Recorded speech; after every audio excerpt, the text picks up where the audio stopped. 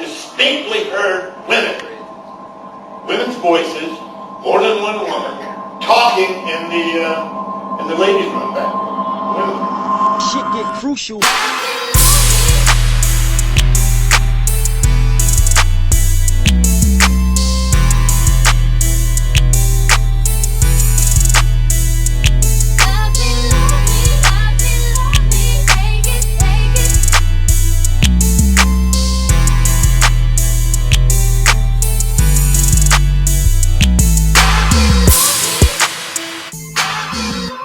I think it's over though. He say, hungry, hungry, bacon, bacon. And you say it's called Stranger, right? Oh, word. All right, I'm Stranger. hungry, hungry. I need some bacon. Okay, so from Gus the Ghost to Sam Kinison to what we're about to get into now. Now, after all the Sam Kinison stuff about, you know, the witchcraft and the Satanism, I'm sure there's got to be like something more concrete going on. Like some people knowing the energies that are in this fucking building and utilizing them. I mean, there would be stuff going on. I mean, some of the stuff was like, you know, like what Joey said. You blow out some candles, you turn around there and live again. Or, you know, the tables are all stacked over here. Or the chairs have moved around. Or the stool is, you know, stuff like that. Now, one night, I was coming in to lock up and check the place. And I was walking across the back there, and I distinctly heard women's voices, more than one woman, talking in the ladies' room back there, the women's room. So I said, all right, hey, I've closed the place up, gotta get out, come on. Then it got quiet. So I went, come on. Nobody came out. Cut to the chase, I go in. I said, all right, I'm coming in. And you could walk in and I could look in a mirror and look back down where the stalls are. And I didn't see anything in there.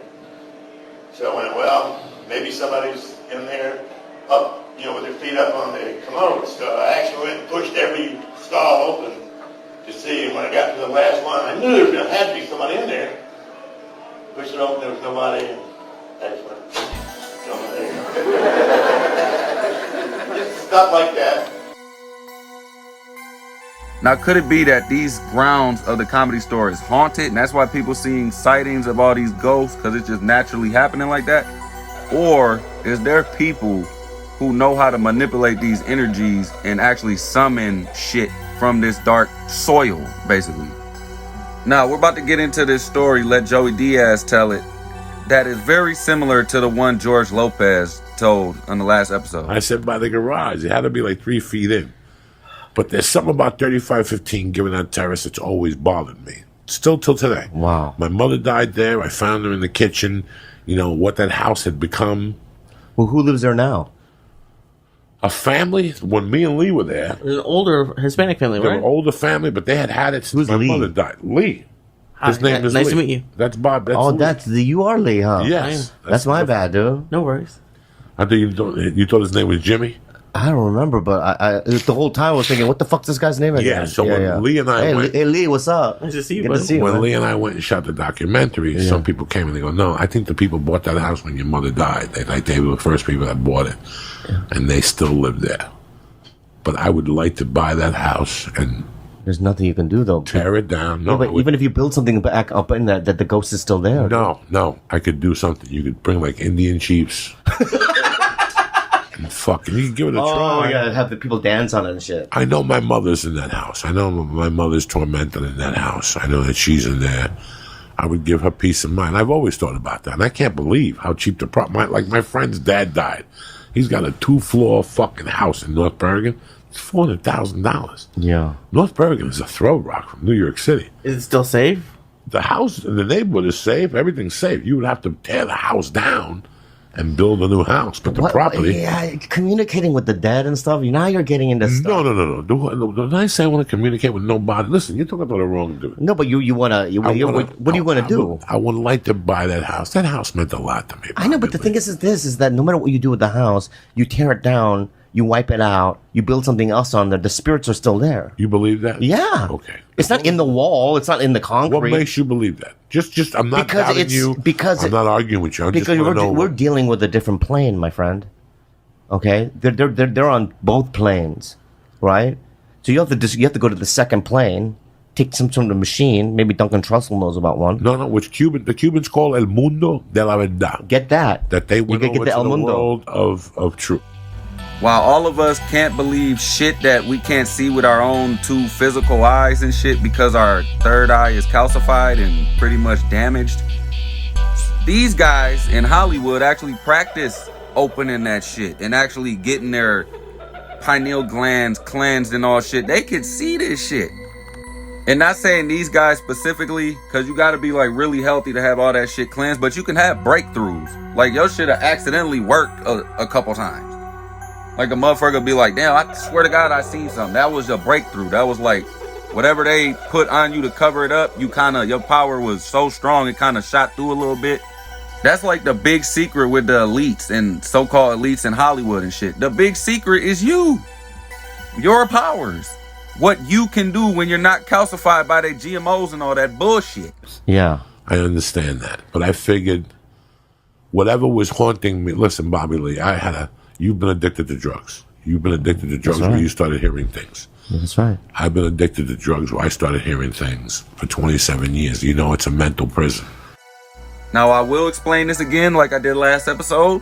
Pharmacy drugs means pharmakia, first declension. Pharmacy. Okay, I don't know what the fuck declension is, but bitch, go to detention. Pharmacy, the use of drugs or medicines. Sorcery, witchcraft. Alright, so you popping pills, you doing drugs, all that other type of shit. You'll see something. I gotta keep saying this. Like, don't dismiss when you see shit just because you off of drugs. That's the portal to that shit. That's how you mingle the two worlds. Like how Bobby Lee was saying, you gotta go to the other world. That's the easiest way to describe an addiction. People who are going through opioids or whatever you're going through, my heart goes out to you. And you know I love you. You know I'm telling you the truth. That it's a mental prison. You can't be reliable. You're not reliable no more. You and I both know it's a mental prison. But I still believe in the spirituality of life. I do too.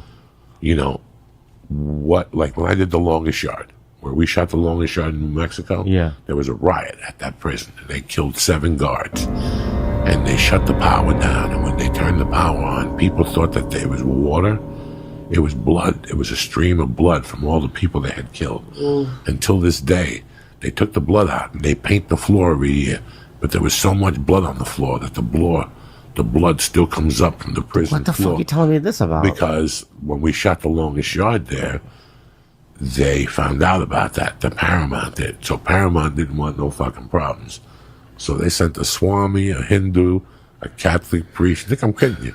An Indian priestess. Everyone for every Everybody religion for in the every movie? religion, and they sent them down there to do a cleanse. The funny thing was the producers wanted to make sure, so they offered anybody who spent the night in the prison $1,000, and the fucking nobody spent the night. Everybody would run out an hour in. The New Mexico State Penitentiary riot was the most violent revolt in U.S. prison history. It took place on the 2nd and 3rd of February 1980. By the time police regained control, after 36 hours of mayhem, 33 inmates were dead and over 200 injured. Prison authorities deliberately set inmates against each other in a policy known as the snitch game. A so-called snitch jacket would be placed on troublesome prisoners, or to coerce those inmates thought to be in possession of information that would be useful to inform on others. Inmate-on-inmate violence increased, and scores would be settled once the riots began. Now, all that behavior them police or them COs, whatever the fuck they are, doing in that prison, that's a ground right there. And when I say a ground, I mean that's like, you know what I'm saying? A feeding, energy harvesting ground. You know, a lot of them elites, they build these prisons so they can get y'all. Their whole game is to get you in one of these boxes and then harvest your energy. But hearing shit like that, just on some other shit, just let you know that everyone you hear been snitching and all this shit probably ain't even fucking true. On the night of the riot, prisoners had been drinking hooch they had made on the unguarded blocks. The plan had been hatched during this time, the idea being to jump the guards on the 1 a.m. count if they didn't lock the door behind them. Sure enough, the door was left open, and the prisoners pounced, seizing 3 officers making the count and the officer manning the cell door. The rioters headed straight for the control room, and despite the glass being supposedly bulletproof, smashed their way in. They now had complete control of the prison and access to every key. Salute to my bro Jules from Jules Gaming Lounge. Y'all go ahead and subscribe over there. If y'all know, part of the intro on my channel is from his channel. You know, salute Jules and P Black. But we was talking about just the other night about them actually cutting out a lot of this shit from prisons, like really stepping on shit so this type of shit don't happen. I'm talking about they don't let you lift weights, they don't let you exercise, you can't smoke cigarettes, you can't do shit no more in jail. A group known as the Execution Squad headed for cell block 4, where informers, sex offenders, and other prisoners that had been marked for death were held. Stopping along the way at the psychology wing to load up on drugs, which they either consumed or shared out for later, they were high and thirsty for revenge when they arrived at cell block 4. However, they didn't have the correct keys for the cells. It seemed as if the block 4 prisoners would be saved. Unfortunately for them, contractors working on renovations to cell block 5 had left behind oxyacetylene torches, which the prisoners used to break in. The terrified inmates in cell block 4 had to listen as the mob got closer and closer to getting into their cells, one by one. Block 4 inmates screamed desperately to the state police outside, as there was a back door that could have been opened, potentially facilitating an escape. But the state police had agreed with hostage negotiators not to enter, since it may have prompted the rioters to harm or kill the officers who were still being held hostage. They watched on helplessly as a total of 16 inmates were tortured and killed by about noon on Saturday morning. Later that afternoon, a fire that had been started in the gymnasium spread to cell block 3, threatening 3 of the officer hostages who were being held there. This intensified negotiations, which the prison authorities had initiated about 2:30 a.m. on the Saturday morning. The prisoners demanded reform of conditions, that no charges be brought against them, and to be interviewed by the media. The authorities wanted the safe release of all hostages. Negotiations broke off on Saturday evening, resumed on Sunday morning, and by mid-afternoon, the riot was over, officers had been released, and police entered the prison. Water and fire damage was extensive. Then the police came upon the horrific scenes of the remains of the murdered inmates, many of whom were too badly disfigured to be immediately identified.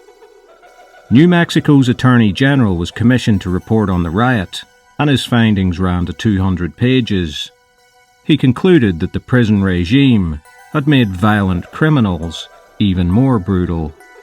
It also emerged that the riot was orchestrated by a small number of inmates, and that the vast majority of prisoners were actually trying to flee the mayhem for their own safety. Not all of the 33 deaths were murders. A number of inmates had died from drug overdoses. Several prisoners were charged with murder. None were convicted due to a lack of evidence. There were convictions for other offences. The longest sentence added for the riot was 9 years. No discernible change in prison conditions took place in the aftermath. It wasn't until a change of governor in New Mexico that any meaningful reforms occurred in the years following the riot.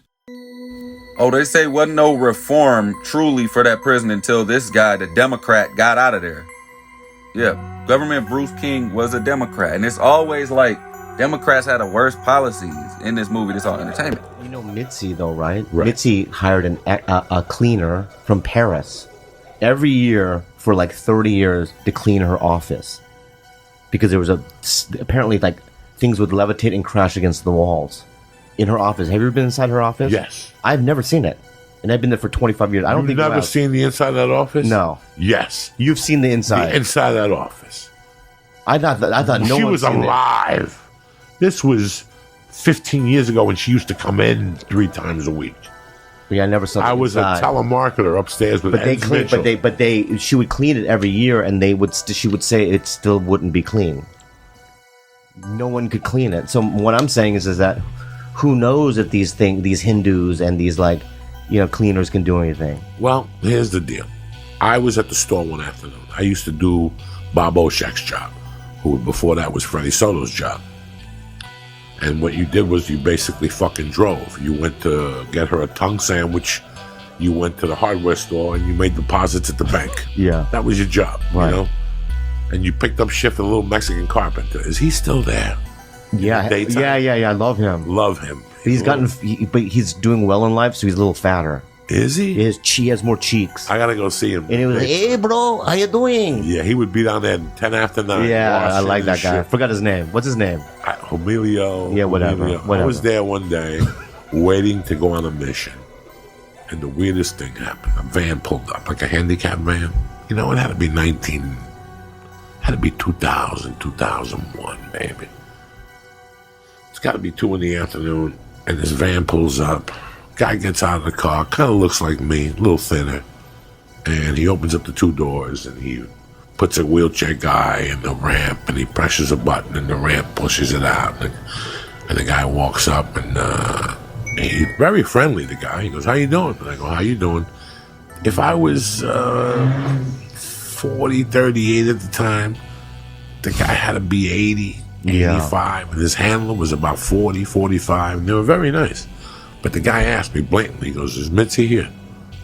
And I go, "I don't know. I don't know nothing. Me, I don't know nothing. I don't know if Mitzi's here." And she goes, "Are you a comedian here?" And I go, "Yeah, I'm trying, just trying to put the pieces together, sir." And I didn't know what the guy did, but he goes, "I was one of the original doormen here when it was Ciro's." Whoa. Did Mitzi ever find the money? Do you know if she ever found the money downstairs? Whoa. And I was like, I have no fucking idea. And then the guy rolled by me, and I don't know if he saw Mitzi. Wait. What you're saying to me right now is in the basement. In the basement. There could be money stashed away there. Yes. Because you can get down there now. People hang out down there. Yes, they have a We whole got to thing. find it. Yes, but I heard that you could go downstairs and sneak out all the way to the street behind it. No. Yes, that's There's the way. a tunnel. There's a tunnel because No. Yes, because the guy who owns Ciro's. Smuggled shit. What's his name? Ciro. No. The guy who owns Ciro's was a gangster. That kid, Bugsy Siegel. Bugsy Siegel. Bugsy Siegel was who created Las Vegas. With Yeah, the I know mob. who Bugsy Siegel When is. he came out to Vegas, they thought he was rubbing shoulders with the wrong people. He was getting a little fucking smoochy, and he was dating a Hollywood starlet. And plus, the envelopes were a little light in Las Vegas. The math didn't add up. You know what I'm saying? Yeah. I gave you $8 million, but I got $6 million in contractor retreats. Meanwhile, you're in LA having dinner with fucking Sinatra. And I'm over here in Buffalo eating meatball sandwiches with a Korean and a fat little fucking Jew that's on a diet. You know what I'm saying? Lee. So Lee. Yeah.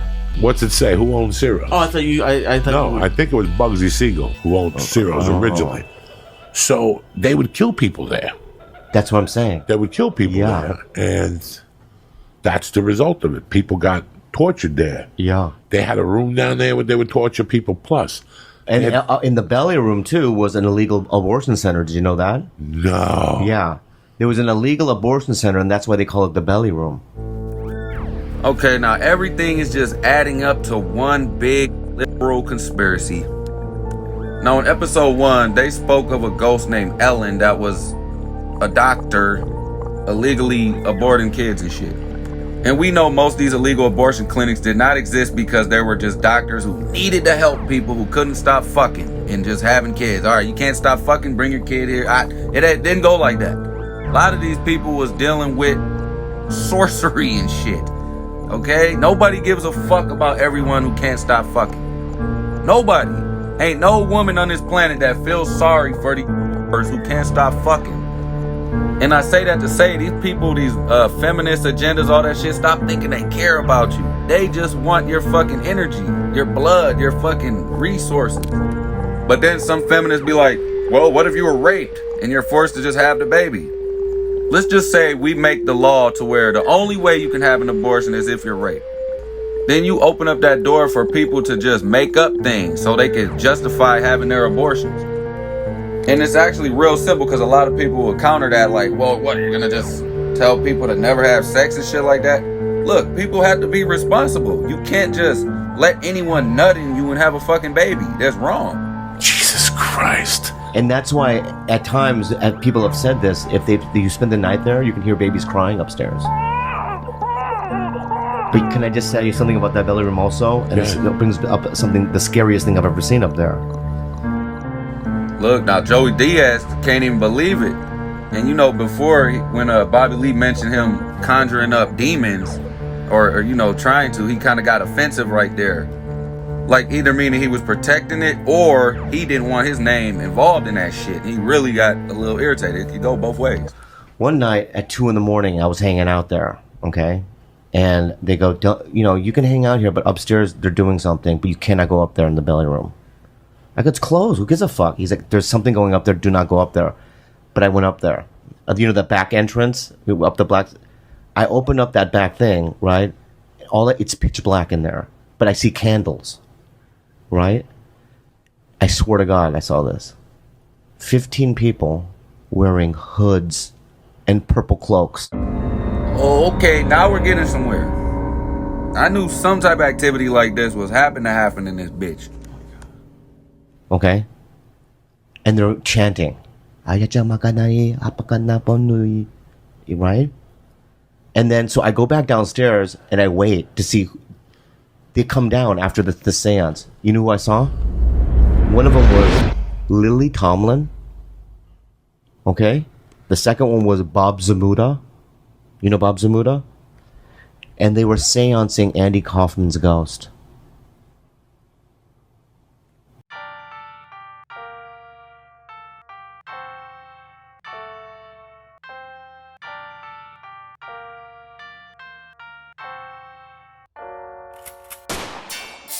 Lily Tomlin and Bob Zamuda, who has a famous picture with Jim Carrey, who played Andy Kaufman, were summoning Andy Kaufman.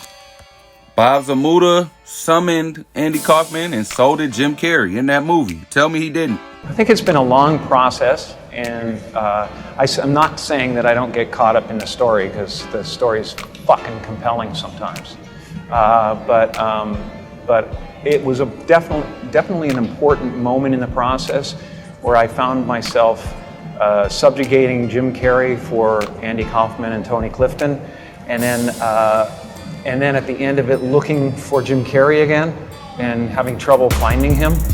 And at a certain point I realized, hey, wait a second, you know, if it's so easy to lose Jim Carrey, who the hell is Jim Carrey? And there was this Spielbergian kind of rack focus at that point where, like Roy Scheider on the beach, where I was kind of watching from another place,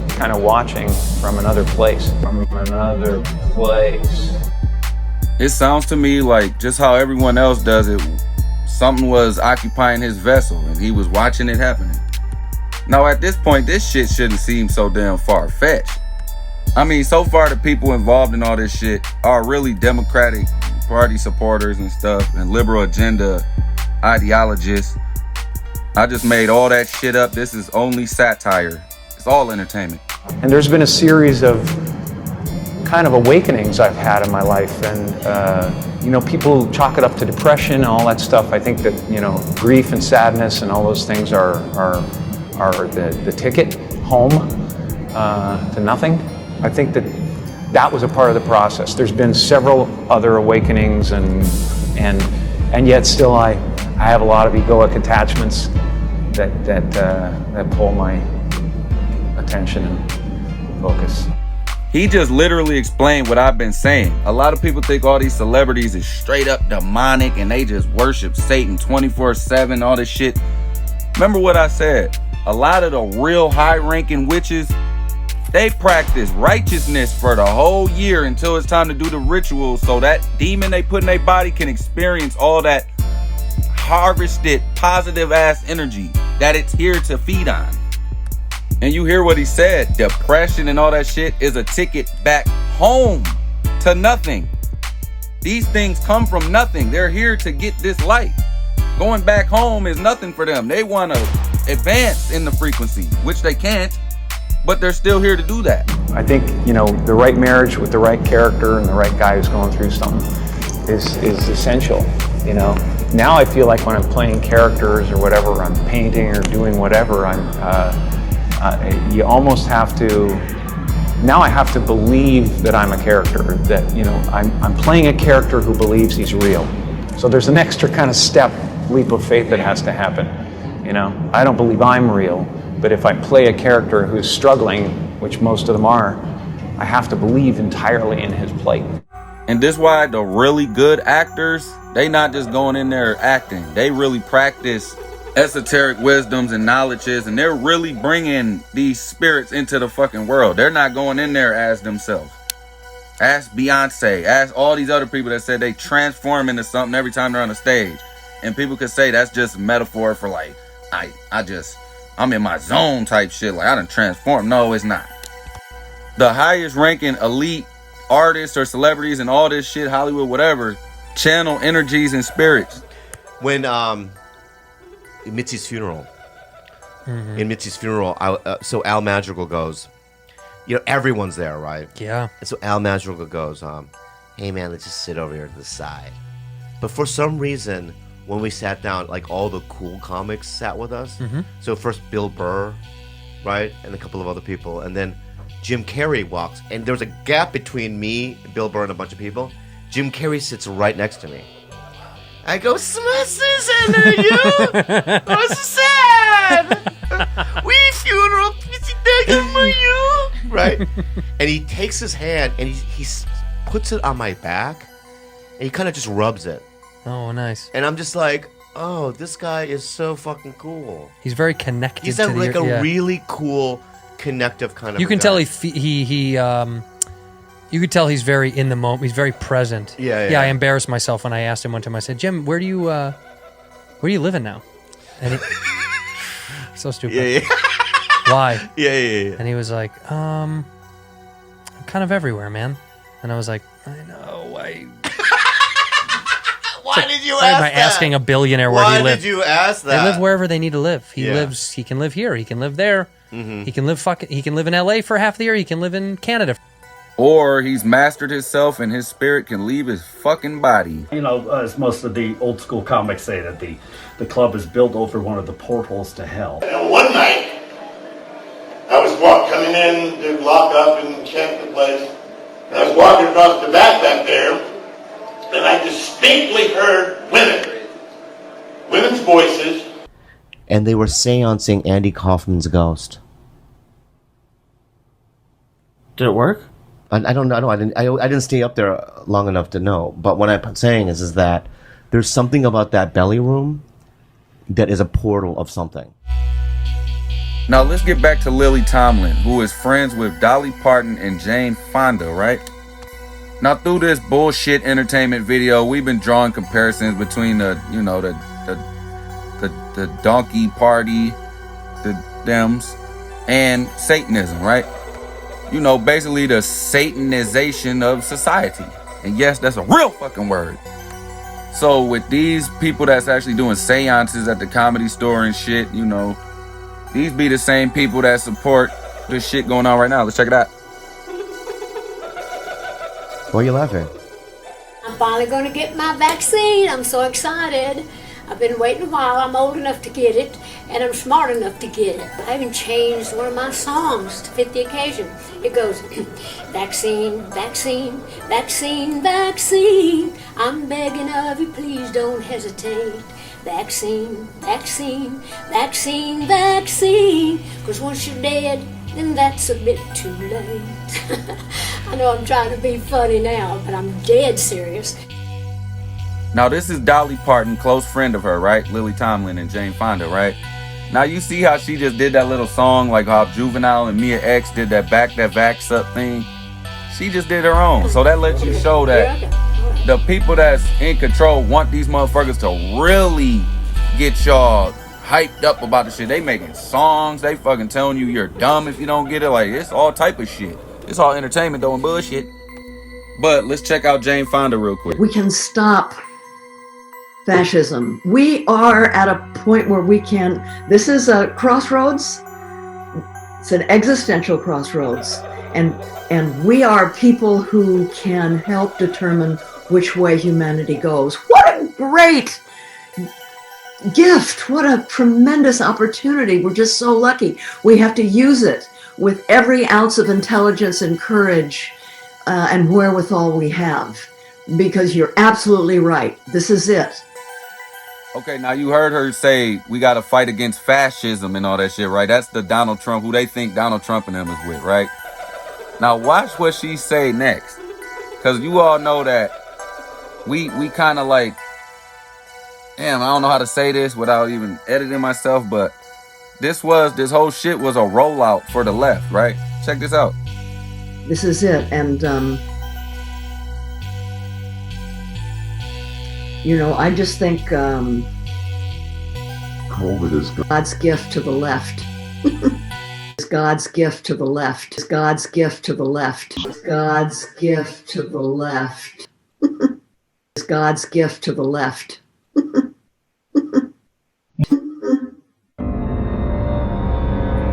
Yeah, this is a terrible thing to say. I mean, I think it was a very difficult thing to send down to us, but it has ripped the Band-Aid off who he is and what he stands for and what is being done to average people and working people in this country. We can see it now. So just like any typical liberal leftist, whatever, they feel like this COVID shit, the disease, whatever, was worth killing all the people it killed just to expose Donald Trump. Think about that. One guy's life exposed was worth millions of so-called people dying, even though they, whatever, freak the numbers, whatever. And then there's people that really buy into this shit and they don't even think hard enough. And now back to Lily Tomlin, you can see right here, speaks at a progressive Democrats of America thing. I mean, we don't even got to get into that. You see the connections here, right? The whole half of the world is calling everyone conspiracy theorists for saying these people is down with that evil shit. Now these same people talk about progressive, all this other shit. They being seen at the Comedy Store summoning fucking Andy Kaufman, right? It's just crazy. It's a comedy club and it's like a haunted house. Now we got everything except for these women actually saying it out their mouth that they be doing this shit, right? Let's just check this out. There was a time when you would have been called a witch. Yeah. In fact, there was a time when you would have been called a witch. Yeah. In fact, you would have been burned at the stake, but not anymore. If you do, could I have this jacket? Now, before we get into this one, just note that yes, us as human beings have special powers when we start cleansing ourselves and opening up that third eye, right? And yes, it was evil people that was killing good people because of them powers back in the day. But before that, it was righteous beings that had to kill vampire, witches, warlocks, whatever the fuck, demons, whatever. But the witches, as they got along, you know how the Moors got conquered and shit. And as along, the savages became the righteous beings, so-called, and switched places with them. That's what the witches did with the righteous. They switched places. Now they the good people. Now you about to hear them talk about this shit like it's just some normal shit. I'm Channy Nicholas, and this is Star Power. Today my guests are Jane Fonda and Lily Tomlin, and we're gonna see what their charts have to say. This is you as a birth chart. This is the sky, the moment you took your first breath. It's a snapshot of the sky. I like to start with the ascendant, and yours is in Cancer. And Cancer is a very emotional sign. Yeah, and Cancer's a society nowadays talking about their emotions and their feelings matter so much, so it makes sense. Now, real quick, the astrology and all that stuff, yes, Satanists study all that. Like I said, they trying to get your energy here. They studying the fuck out of all that shit, but that's you right there. So what I say that to say this, don't always think just because a witch or a warlock is doing some righteous shit that turns you away from that shit that they doing. Like studying the astrology charts and shit like that. That's actually good to study. Now their intentions might be different because they're harvesting your energy, all right? These witches and warlocks and shit like that, they will have you hating yourself, hating your own shit. So while people look at nature like it's evil and all type of shit, these witches feast on that shit. Oh, y'all leaving this here for us? Go ahead, leave it alone. I'll teach you to hate that shit so you can leave more for us. They also found ways to get the matriarch system out of here and with the patriarch. Knowing it's a yin and a yang. But for the people that search it deep, they got little block roads for you, like the divine hermaphrodite. Perverting duality. It's very sensitive. It's very caring. And it might even get like teared up when it hears about. She tears up a lot. We were just talking about something, and of course I teared up. And right on the other side of your ascendant is the goddess of laughter. No Really? kidding. Yeah, the goddess. Well, this is too stunning. The goddess is Ephrosyne. And she was the... Ephrosyne, Yes! like Ernestine almost. Yes, exactly. Ephrosyne, pretty much goddess of laughter, joy, and all that other type of stuff, is usually sent down when there's a lot of chaos going on the planet. Whenever these people that are invading get the people upset and they get them riled up, because every time that there's a takeover, there's going to be a revolt of people who see through the bullshit. So with them type of people and then the other people, they got to send agents to like calm everybody down to make it seem like there's nothing wrong and everything is perfect, kind of like how they do today. And then the planet that rules that, so the planet that steers the direction of your life, is the moon, because you're Cancer rising. And we find your moon up in the 10th house of career. That planet is in Aries, which is feisty and fiery. And it's a fighter. And it goes first.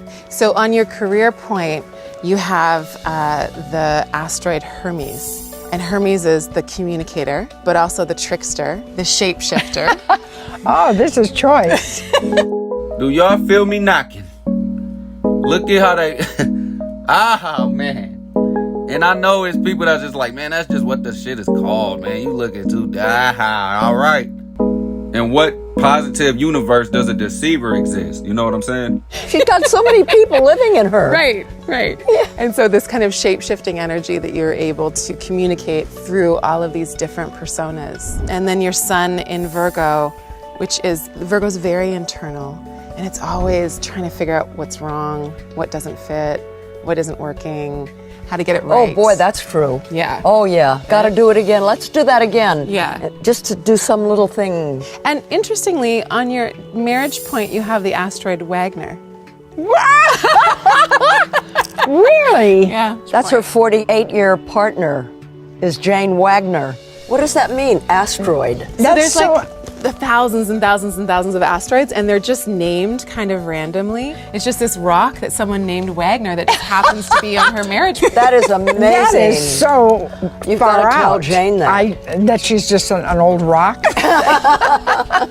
No, that she's an asteroid. It's so amazing. It's just astounding. Yeah. And you were born just after a full moon, so that means that you're here to fully live out your life's purpose, to shine, to also connect with a great many people. There's a big fullness to your moon. So nice. Thank you. Well, I can't wait to hear this. Yeah? You ready? I wake up ready. Jane, this is your chart. We see a lot of Sagittarius, a lot of fire, because you have Sun in Sagittarius and Venus in Sagittarius and a couple other things. There's this need to take action and need to move and need to be on the quest for truth and all of that. That's me. My Sagittarius is empty. I'll fill it in for you. There you go. I'll make up for it. This is pathetic. You're good. So both of you have Sun Venus, which is really sweet and lends you a beauty and a charm and likability. You have Sun Venus and Lilith together. She's sexuality, she's raw feminine energy and power. And the patriarchy doesn't know what to do with her. So it blames her for things. Oh, they don't know how to handle Lilith. She's a figure. She's a powerful woman. They don't know what to do with her, so they blame her for everything. Yeah, Lilith became known as a demon of lust and death. She was known to cause miscarriages, belly room, and sudden infant death. But it was said that the talismans with the names of the 3 angels responsible for tracking Lilith can protect people from her harm. Help me! But you see how that girl just spoke of this demon as if it was a powerful representation of women and this sexual figure and fucking you're just great. No, you're a demon. So it blames her for things that she's just being herself. And so there, I don't know if that resonates with you. Yeah, it does. Have you ever had that experience? I've kind of lived it all my life. Yeah. And so there's that great wild power and energy that you carry. So you show me more respect now after hearing this. I mean, take this in, what she's saying. I'm sitting here feeling so respectful. Okay, good. So then you've also got Mercury in your first house, which means that you need to be a relayer of information. Oh, boy, and a that's speaker. true. And you've got Uranus, the planet of upheaval and rebellion and revolution and activism, making a perfect trine to that. Now look, I know as they taught everybody, the government's trying to kill you and everybody needs to revolt and rebel and all that, the word rebellion got niceified. Yeah, that's a word. It got niceified, so now it ain't bad. But in its purest etymology of the word, it's to rebel against natural orders. And I know there's people that say, well, natural order can't be God's orders because you can die of natural causes and natural dies and nature lives and dies. Yes, it does. After this fucking parasite came on this bitch. So it's like you are a megaphone for the information that's going to shake up the status quo. Yeah. And be sometimes delivering a message that's a little turbulent. Yeah. A little disturbing. So you've got an Aries moon, which is about leading your life in a daily way that's got a lot of energy, needing to take action, needing to try new things, needing to do something that's never been done maybe, or in a way that it's never been done. You have a Leo moon, which means you need to live out your life purpose. They're having a little bit of drama. They're having a little bit of flair. Your moon is also conjunct Pandora. Pandora opens up and all of the woes and the burdens of the world escape, but also when she closes the jar, hope is left inside. And so she opens up humanity to the pain and suffering of being human. Curiosity, a blessing or a curse? The paradoxical nature of this trait was personified for the ancient Greeks in the mythical figure of Pandora. According to legend, she was the first mortal woman whose blazing curiosity set a chain of earth-shattering events in motion. Pandora was breathed into being by Hephaestus, god of fire, who enlisted the help of his divine companions to make her extraordinary. From Aphrodite, she received the capacity for deep emotion. From Hermes, she gained mastery over language. Athena gave the gift of fine craftsmanship and attention to detail, and Hermes gave her her name. Finally, Zeus bestowed two gifts on Pandora. The first was the trait of curiosity, which settled in her spirit and sent her eagerly out into the world. The second was a heavy box, ornately curved, heavy to hold, and screwed tightly shut. But the contents, Zeus told her, were not for mortal eyes. She was not to open the box under any circumstance. On Earth, Pandora met and fell in love with Epimetheus, a talented Titan who had been given the task of designing the natural world by Zeus. He had worked alongside his brother Prometheus, who created the first humans, but was eternally punished for giving them fire. Epimetheus missed his brother desperately, but in Pandora, he found another fiery-hearted soul for companionship. Pandora brimmed with excitement at life on Earth. She was also easily distracted and could be impatient, given her thirst for knowledge and desire to question her surroundings. Often her mind wandered to the contents of the sealed box. What treasure was so great it could never be seen by human eyes, and why was it in her care? Her fingers itched to pry it open. Sometimes she was convinced she heard voices whispering and the contents rattling around inside, as if straining to be free. Its enigma became maddening. Over time, Pandora became more and more obsessed with the box. It seemed there was a force beyond her control that drew her to the contents, which echoed her name louder and louder. One day she could bear it no longer. Stealing away from Epimetheus, she stared at the mystifying box. She'd take one glance inside, then be able to rid her mind of it forever. But at the first crack of the lid, the box burst open. Monstrous creatures and horrendous sounds rushed out in a cloud of smoke and swirled around her, screeching and cackling. Filled with terror, Pandora clawed desperately at the air to direct them back into their prison. But the creatures surged out in a gruesome cloud. She felt a wave of foreboding as they billowed away. Zeus had used the box as a vessel for all the forces of evil and suffering he'd created, and once released, they were uncontainable. As she wept, Pandora became aware of a sound echoing from within the box. This was not the eerie whispering of demons, but a light tinkling that seemed to ease her anguish.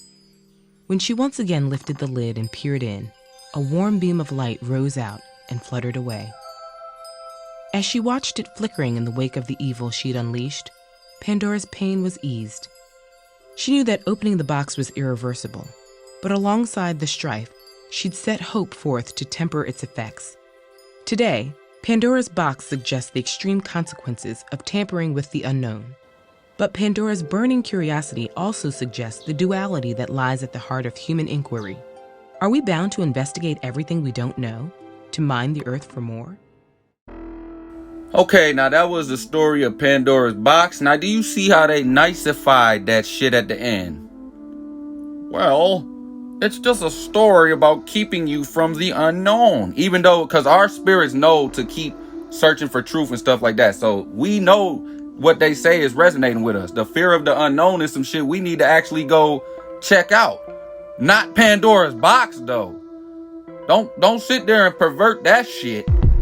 Oh, they just... This story is about what they fear, the unknown. Oh, really? Really? Now that y'all out here taking over shit and you done infiltrated society so bad, now it's oh no. It's just the fear of the unknown is why that was bad back then. Bitch! I still remember living in 3515, being a child, not a child, being a teenager, and staying in on Friday nights to watch Sanford and Son. And there used to be a show called Ripley's Believe It or Not. Yeah. Go to YouTube. First, find out who owns Ciro's. So, yeah, it was... Bugsy Siegel was the last one to own it. He wrestled it away from the... There we go. So, Bugsy Siegel. Previous owner. Was there ever a Ciro open that owned it? No, the first owner was William Wilkerson. But his nickname was Ciro, though, I bet. But the people who rented it after he did went to Sammy Shore and said if he wanted to start a... Now, what was the second one? The second owner? What was the second thing I needed you to do? I think maybe Ripley's Believe It or Not. Yeah, go to YouTube and see if you find Ripley's Believe It or Not. Now, one last question for you. Yeah. I know that you, at times, have hosted a haunted tour around the Comedy Store. What do you think? Do you think it's haunted? Do you feel something? Oh, yeah. Well, yes and no. No, recently, nothing. Because we've done just enough remodeling that the ghosts are sort of like... They don't feel at home anymore? Yeah, nobody has seen anything in the past 6 years. That I mean, managers have felt sort of creepy at night, but people have... I was sitting backstage, stage right, in the main room, beside the stairs that go up to the cover booth, or the sound booth, and there's a door that goes to the cover booth. And I got up just to see who came into the showroom, because it was when we were closed. And just one of the security guys walking through, and I was like, oh. And literally, in that fast a glance, that door that sticks on the carpet, you have to push it shut, was closed. And turned and locked, and the handle never before that turned. Weird. I mean, it just was like that. And I pulled it open because I thought for sure somebody's screwing with me, and they were on the other side there. Yeah. And I was like, okay, whatever. But the weirdest thing, I did see a physical... I talked to some Ghostbusters when I used to do the Halloween show, and they say what I saw was considered an entity because it doesn't touch the ground. So it could necessarily be from another place, the hotel next door or a house behind the club. But I walked out back into sacred ground, opened our door that has a window in it, and I saw somebody standing with a white hoodie. And so I thought, well, I'll open the door slowly. And as I did, they moved back. And when I got the door completely open, I realized it wasn't a person in a white hoodie. It was a perfect outline of a human that went down about to a foot on the ground. It was like this far from the ground. Perfect shadow outline of an adult person. And as if you blew a bubble that could be that shape, and then filled it with smoke. So weird. And as I stepped, I mean, this was all like 4 seconds. And as I stepped, the edges popped like it was the bubble popped, right, and the smoke stayed exactly the same, but the smoke sort of was dispersed. moving, Yeah, and as one solid mass, it went down the alley. Wow. I've never seen a cloud stick together and go down. Even if somebody had just been there smoking and blew a bubble with smoke in it, it wouldn't move to the left all by itself. And I turned and I ran right into my friend Tony Hinchcliffe, one of our paid regulars. And he knew something was wrong. He came and asked me later in the evening. He's like, what happened? Are you okay? Did somebody do something? And I said, Tony, I have actually just seen something that my brain can't explain. And he got real interested. And I told him, and he's like, dude, I saw it today while I was working phones up in the belly room. I went to the bathroom, and he said, shape of an adult person, bubble with like moving smoke. He said it was standing right in, he was like this, okay, and walked out. So we both saw the exact same thing in the same day. He saw it during the day, and I saw it at night. And there's the hairs going again, because my brain absolutely knows what it saw. And my brain absolutely knows it shouldn't have seen that that's not real. So now I'm like, because when people used to see Gus, that's what I was going to bring up. Gus the Do you think maybe the activity mellowed out because Mitzi's gone? I had heard that her father was involved in some suspicious behavior, and that she had, there was like a henchman that was supposed to be looking after her. Yeah, Gus. All right, so Lily Tomlin, Jane Fonda, all them, they basically admitted, practices of the craft. And then we got Mitzi Shore, former owner of the club. Then we got her dad, who's into some wicked shit. Now her father's name is Morris Seidel, which will be the next episode. But let's continue because we're not done yet. Gus was one of the original door guys during the Mafia days that Bugsy Siegel ran Ciro's nightclub. And people used to see this guy, Gus. You'd see him out of the corner of your eye, like, I can see you right now out of the corner of my eye, but if I turn, there wouldn't be anything there. So that's how people, you see like a solid apparition of a guy in 1940s clothes. Several times I've been in there setting up. Some outside show has been in the room, and I remember one night it was a magic show for some reason, and the assistant was in the dressing rooms getting ready, and she came out, and it was just myself and this magician and the sound guy. We were on stage talking. She's like, who's the dude in there sitting there? He's just staring at me. He won't talk. We're like, what are you talking about? There's like an old guy in like an old 40s suit and hat, and we're like, oh, that's Gus. We're like, that's Gus the ghost. He used to be a hitman here and she's like, no, this isn't a ghost. This is a real guy. And so we follow her, and she's like, he was sitting right, solid, right. And then she freaked out, and she wouldn't stay in the dressing room alone because we looked all through the dressing room. There was nobody in there. I would have been burned too. We would have been burned together. We would have been there together. Yeah. So who's going to get your jacket?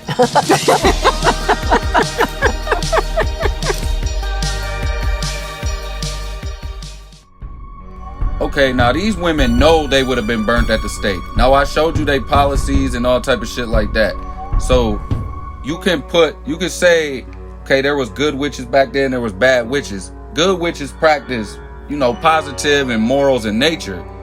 And I'm not saying the ones who did that were called witches either, but I'm telling you what they want you to call them, all right? The good ones was positive and all that type of shit. The negative ones was with that liberal bullshit, all right? That telling your kids they can do anything they want type shit. So if you want to tell what a good or bad person is, just look at the policies of what the fuck they stand for and shit. They standing for you taking, jabs and all that other type of shit, and that's anti-natural, then it's not positive. In this movie, this all entertainment and complete horse shit. Who the fuck cares about morals? Before you get into that, I want to just say the last point I wanted to make, which is there is something dark about the story. It's not because it's black. There's just a weird vibe there. A lot of comics, even though we're having an upswing, there's this girl who she has I'm not gonna name her name because I want to get in trouble, but she has a Netflix special, but she doesn't play the store. And I was at the Laugh Factory and I saw her perform. And she got off stage. I was right after her. And I never met her before. She's very funny. And I said, "You're very funny." And she goes like this. She goes, and she just walks away from me. Right? Which is rude, right? So in my head, I'm thinking maybe it's in my head. And then check it out. The next week, I'm at the Improv. And she's sitting there because she's about to go up. I sit next to her. She walks up and walks away. So I did some investigating. And I go, this girl, you know, she avoids me. I've never met her before. I never talked shit behind her back. And a bunch of comics were saying, oh yeah, anyone that works at the Comedy Store, she won't even talk to. I go, why? Because she believes that we're all like kind of like demons. And that we're all like a part of this weird comedy cult. That we're dark. We have dark energy. What a crazy fucking ride. Are y'all ready to go into this next shit with me and see who that person is? And the Comedy Store owners and Missy Shore's father and her husband, all this other shit. Tune in to the next fucking episode. Salute to the Moors. Salute King Self. Salute the 13th Son. Let's talk about this Pandora's box. Yeah. Been a long time coming. Too long. King Self. Pandora box now sold. Y'all talking water dripping, I'm the ocean. I could jump off a cliff, it's my devotion. Harry Potter, I don't sip on no potion. Pandora box now it's open. Pandora box now it's open. Pandora box now it's open. Pandora box now it's open. Pandora box now it's open. Y'all talking water dripping, I'm the ocean. I could jump off a cliff in my devotion. Harry Potter, I don't sip on no potion. Pandora box now it's open. Yeah, I just did that. Send me a beat, I'ma kill that. I am a king. You can find me where they sit at. I love you, mama. I love you, mama. TLC, that's where the real at.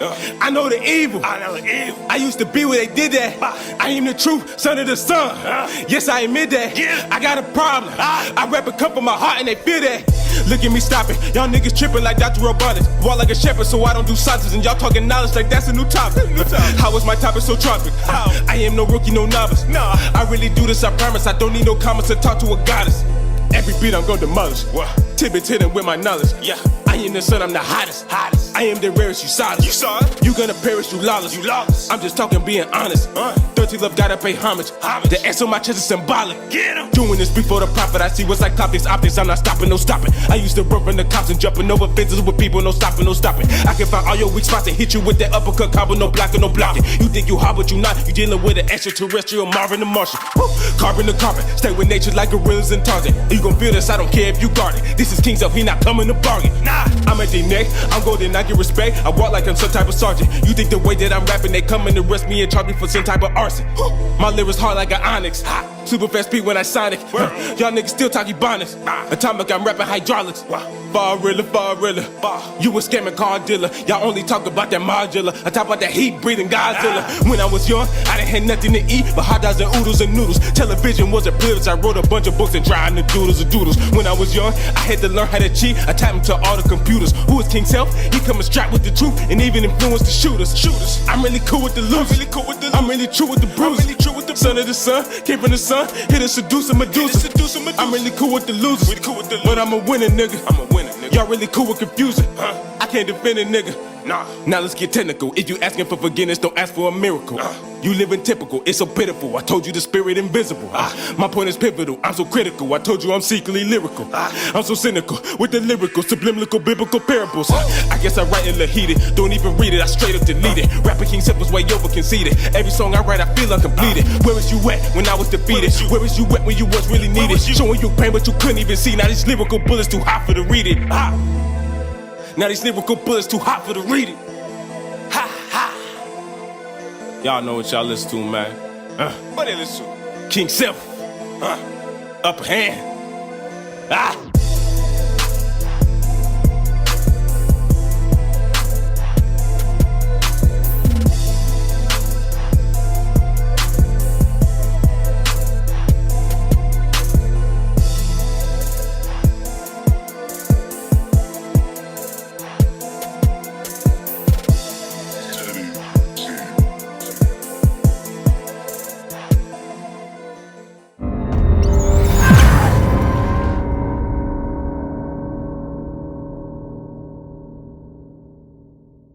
shit get crucial.